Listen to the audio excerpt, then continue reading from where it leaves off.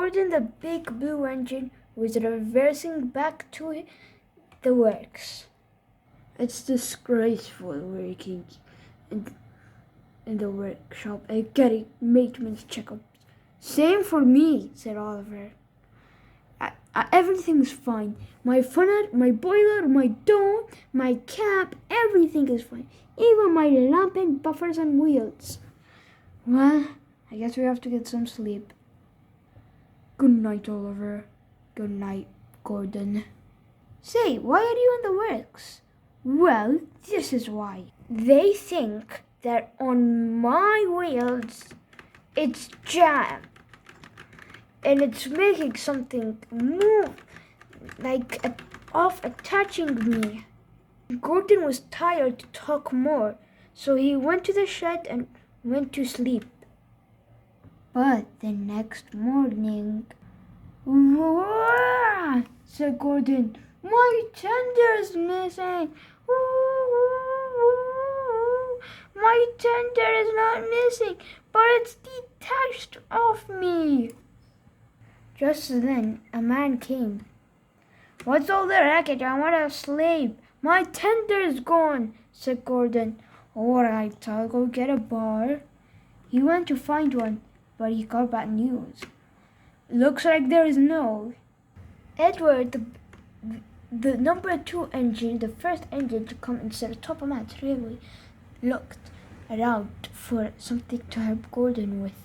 But for Edward's luck, he found something. Well, Gordon's not gonna like this. Instead of having a tender, he had a truck for a tender. He knew as he would puff, too many laughs would come. "Well, I say, Gordon, that coat of tender looks good on you. Maybe a few attachments would come, making you black." "Why, you look at that," said Toby.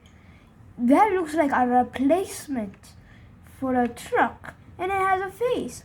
Let's call it Gordon's replacement truck named Giddy." Gordon was fuming so badly. Oh, the indignity! Oh, the indignity! Even Elizabeth was laughing. "Why, oh my! It looks like Gordon has a more bigger tender. Oh, wait a minute. That's not a tender. That's a truck. Are you going to play tank engine now, Gordon was even cross that he had to take this cold truck in the end express. And Giddy the truck always sang, "Gordon is a silly engine. He doesn't have a tender. He wants me to be a tender. Make all the engines have a tender." But it's a tender truck. Ha ha ha ha ha. Gordon just went into the express coaches slowly and gently. "All right now, you truck," said Gordon. "We won't behave here." Luckily, the truck enjoyed it, and now he stopped singing. Gordon set off with the truck. It was a nice journey as Gordon and the truck was going along.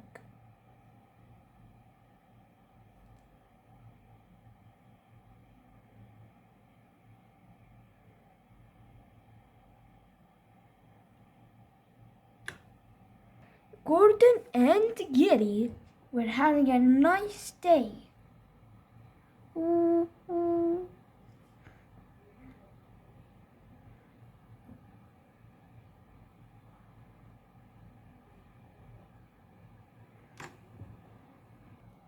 Gordon and Giddy was reaching on top of the bridge.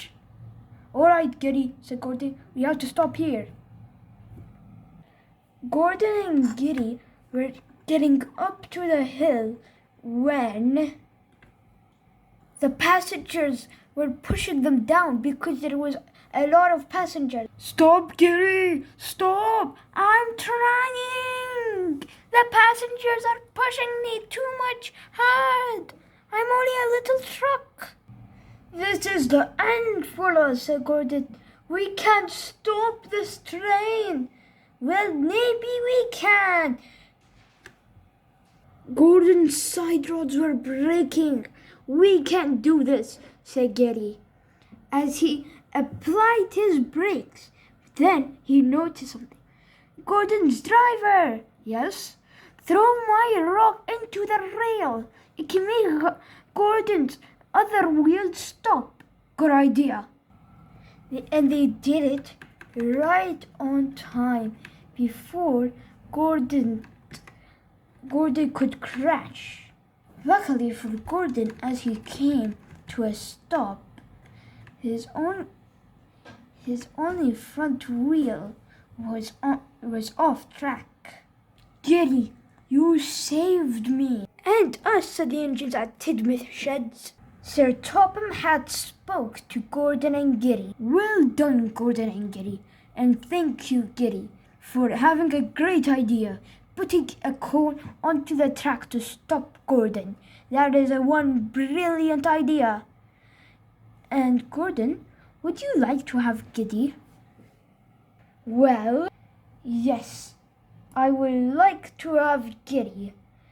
And Giddy would always be Gordon's tender.